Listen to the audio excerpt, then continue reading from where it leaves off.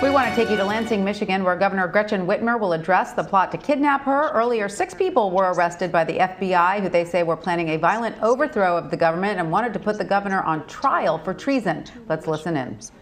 Who were preparing to kidnap and possibly kill me. When I put my hand on the Bible and took the oath of office 22 months ago, I knew this job would be hard. But I'll be honest, I never could have imagined anything like this.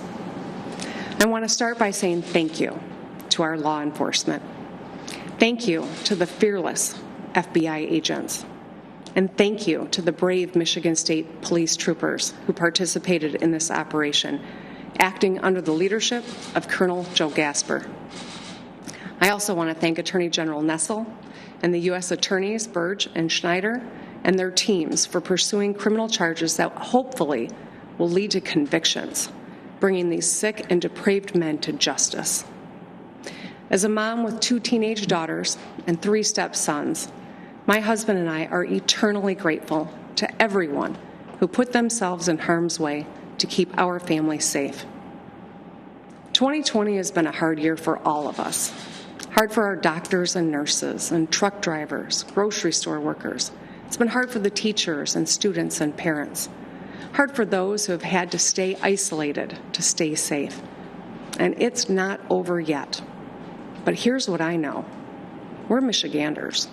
We have grit, we have heart, and we are tough as hell. We made it through the Great Recession. We made it through auto bankruptcies.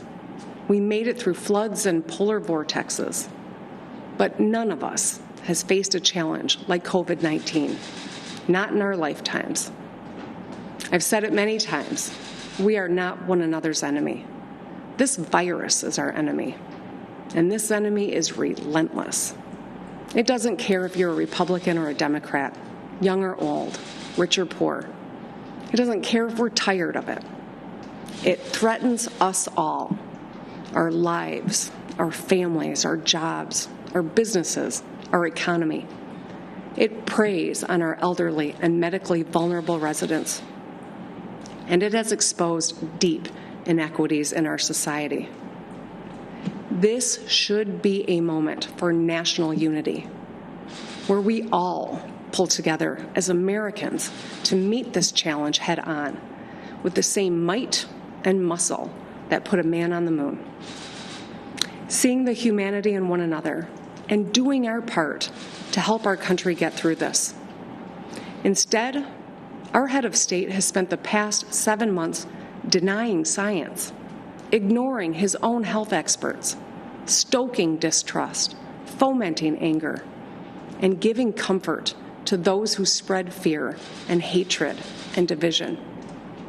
Just last week, the President of the United States stood before the American people and refused to condemn white supremacists and hate groups like these 2 Michigan militia groups.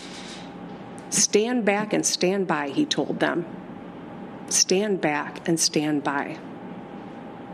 Hate groups heard the president's words not as a rebuke, but as a rallying cry, as a call to action. When our leaders speak, their words matter. They carry weight. When our leaders meet with, encourage, or fraternize with domestic terrorists, they legitimize their actions, and they are complicit. When they stoke and contribute to hate speech, they are complicit. In 1981, President Ronald Reagan spoke to the NAACP's annual convention, and his comments stand in sharp contrast to what we have seen on the national and state level from his own beloved party in 2020.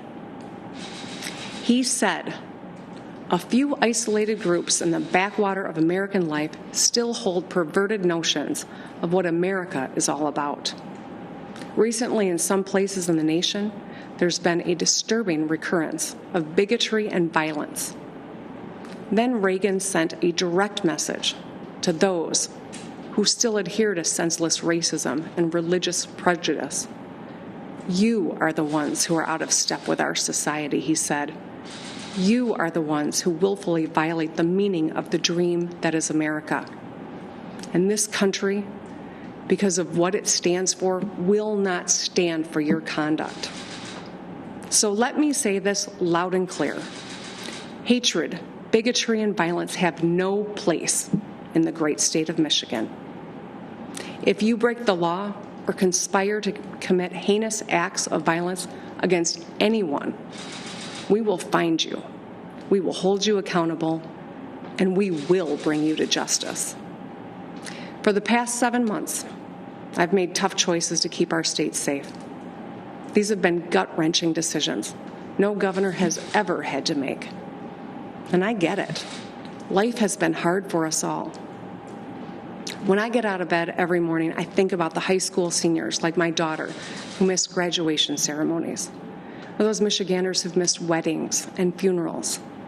I think about all the moms who are working from home, making breakfast every day, logging their kids onto their Zoom class, and doing the laundry. Think about the small business owners who spent a lifetime building something great, who are now hanging on by their fingernails just to keep the lights on. The disruption this virus has caused to our daily lives is immeasurable, and it has already taken the lives of more than 210,000 Americans, including over 6,800 right here in Michigan. As painful as these losses are, our hard work and sacrifices have saved thousands of lives. We have one of the strongest economic recoveries in the nation. Make no mistake, there will be more hard days ahead. But I want the people of Michigan to know this. As your governor, I will never stop doing everything in my power to keep you and your family safe. You don't have to agree with me, but I do ask one thing. Never forget that we are all in this together. Let's show a little kindness and a lot more empathy.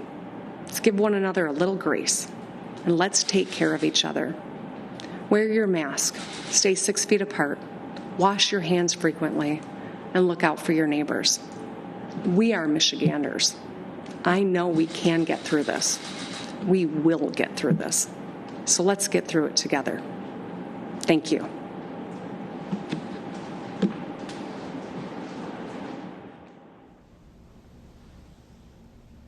And you've been listening to Michigan Governor Gretchen Whitmer address the thwarted plot to kidnap her from her vacation home. She began by thanking law enforcement, who she said would, quote, bring these depraved criminals to justice. Said her family is eternally grateful for everyone who puts themselves in harm's way to keep her family safe.